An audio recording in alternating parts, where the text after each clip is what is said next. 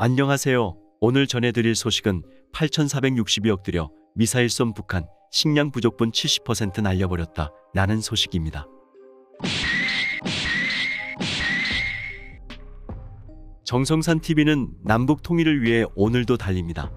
올해 북한 주민 10명 중 7명이 식량난에 시달릴 것으로 관측되는 가운데 북한이 지난 1월부터 최근까지 대륙간 탄도미사일 등 각종 미사일 발사에 쏟아부은 비용이 8,500억 원에 달할 것으로 추산된다. 이는 올해 북한 식량 부족분의 약 3분의 1을 충당할 수 있는 금액이다. 19일 합동참모본부 등에 따르면 북한은 올해 들어 최근까지 ICBM 6발, 중거리 탄도미사일 1발, 단거리 탄도미사일 28발 등 18차례에 걸쳐 총 35발의 미사일을 하늘로 날려버렸다. 북한이 올해 쏜 35발의 탄도미사일은 재료비만 최대 3억 3,500만 달러, 올해 평균 환율 기준 4,231억 원에 달한다. 이 같은 비용 분석은 국회 국방위원회 신원식 의원이 한국국방연구원으로부터 제출받은 북한 미사일 발사 비용 추계 자료를 근거로 했다. 국방연구원은 미국 랜드 연구소의 분석 결과와 유사하게 북한의 미사일 한 발당 재료비로 ICBM 2천만 달러에서 3천만 달러, IRBM 1,000만 달러에서 1,500만 달러, SRBM 300만 달러에서 500만 달러 수준으로 추정한다. 북한이 미사일 발사에 들이는 돈은 재료비만이 아니다.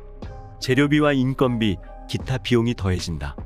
이를 토대로 추산하면 북한은 올해 미사일 발사에 최대 6억 7천만 달러, 즉 8,462억 원을 쓴 것으로 분석된다. 북한이 지난달 17일 순항미사일 2발을 발사한 이후엔 추가 도발에 나서고 있지 않지만 화성-17형 등 신형 ICBM을 추가 발사한다면 도발 비용은 더 높아질 수 있다.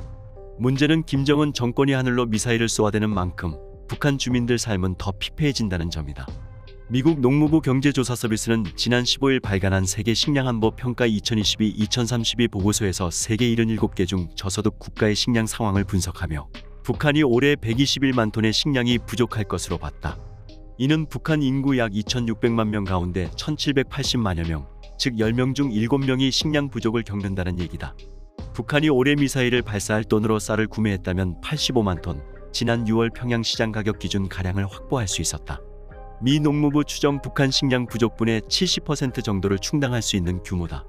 통일부가 통상 북한의 연평균 식량 부족량을 80만 톤으로 추정하는 만큼 올해 북한 식량난은 더 심각해질 것으로 예상된다. 정보한 소식통은 올해 코로나19와 가뭄, 태풍 등의 자연재해, 글로벌 공급망 문제 등으로 북한의 식량난은 이미 예견됐던 것이라고 설명했다. 북한은 심화하고 있는 식량난을 타개하기 위해 주민들을 채근하는 모양새다.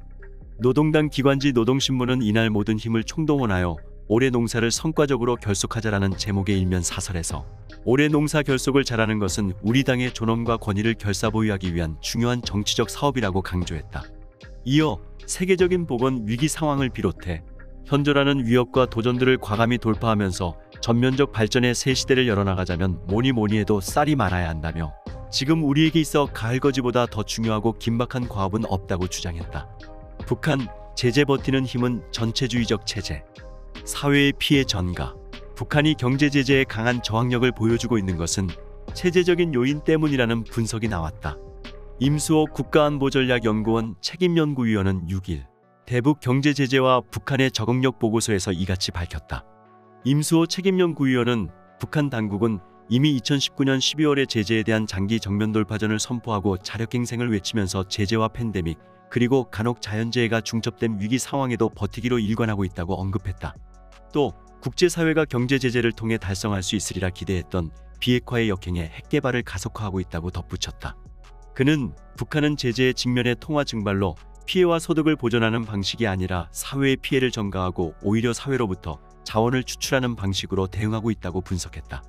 이어 특권경제라고 불리는 이익집단을 공격해 이권을 내각으로 회수하고 팬데믹을 명분으로 국경을 봉쇄, 소비재 수입을 최소화하며 식량 수매량을 늘리는 농업잉여 수탈을 통해 도시 근로자에 대한 저임금 체계를 유지하는 것이라고 설명했다. 아울러 사적 밀수를 단속해 무역을 국가로 집중시키고 외화 사용을 엄격하게 단속해 민간과 기업 보유 외화를 국가로 집중시킴으로써 환율 상승과 이에 따른 물가 상승 요인을 억제하고 있다고 말했다. 임책임연 구의원은 이것이 가능한 것은 북한 체제가 사회에 대한 국가의 침투성이나 포괄성, 국가기구 내부의 결집도에 있어 통상적인 권위주의 체제를 훨씬 뛰어넘는 전체주의적 체제이기 때문이라고 진단했다. 이어 수입 대체나 중국의 후원, 그리고 앞으로 있을지도 모를 러시아의 후원이 북한의 제재 저항력에 기여를 하고 있는 것은 분명하다면서도 더 중요한 요인은 북한의 내부 요인, 체제적 요인이라고 강조했다.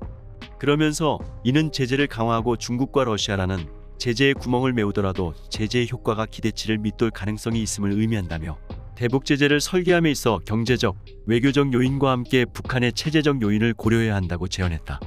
북한 주민들 이용만 당하고 삽니다. 잘못된 사상 세뇌되어 가고 있는 줄도 모르고 살고 있네요. 사람이 사람을 짐승만도 못한 현상들 보니 지도자를 잘 만나야 행복하게 살 수 있지. 저런 악마 같은 말정도 지 살길 참도 잘 찾아가는 걸 보면 감탄합니다. 한민족의 역사가 북한 국민들에게 영원히 사죄해야 만번 죽어 마땅한 죄인들.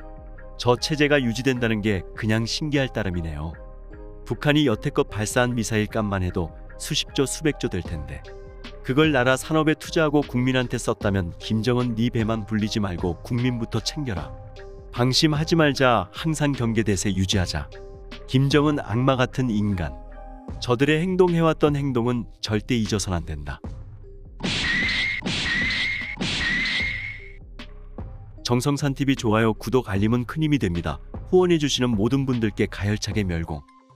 정성산TV는 앞으로도 남북 통일을 위한 북한의 소식을 전해드리겠습니다.